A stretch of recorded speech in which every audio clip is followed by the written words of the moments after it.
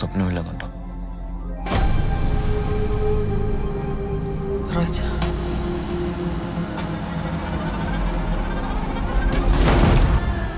ആക്സിഡന്റിന് ശേഷം അവളുടെ പെരുമാറ്റവും സംസാരവും ഓർമ്മയൊക്കെ കുറച്ച് പ്രശ്നത്തിലാണ്.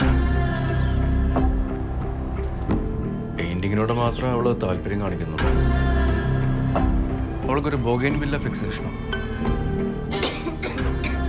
പിന്നെ തപ്പിളി തന്നെ വേണം. ഋതുവിന്റെ ലോകം തന്നെ വേറെ. അവൾ എന്നാ കാണുന്നതെന്ന് അവൾക്ക് തന്നെ അറിയാം.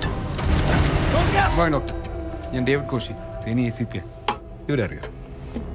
അറിയാം സാർ, എൻ്റെ വൈഫാണ്. I think she's in a mind palace.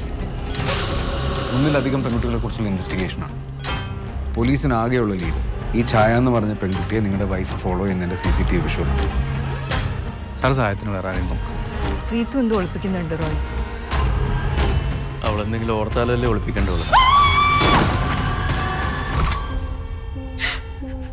Ritu മനഃപൂർവ്വം ഞങ്ങളെ മിസ്ലീഡ് ചെയ്യാൻ നോക്കാണോ സംശയം? റീതുവിനെ ഡോക്ടർ ഹിപ്നോട്ടൈസ് ചെയ്യാറുണ്ട്. ചേച്ചി, റീതുവും ഛായയും തമ്മിൽ എന്തോ കണക്ഷൻ ഉണ്ട്. പിന്നെ ചില കാര്യങ്ങൾ ഓർത്തെടുക്കാൻ ശ്രമിച്ചിട്ട് കിട്ടിയില്ലെങ്കിൽ അവളെ സാറ്റിസ്ഫൈ ചെയ്യുന്നൊരു ഉത്തരം അവളങ്ങ് ഉണ്ടാക്കിയിരുന്നു. ചേച്ചി എന്താ ആലോചിക്കുന്നേ? അല്ല രമേ, ഞാൻ വരയ്ക്കുന്ന പടങ്ങൾ ഇത്രയും കാശ് മുടക്കി ആരാ മേടിക്കുന്നതെന്ന് ആലോചിക്കുമായിരുന്നു.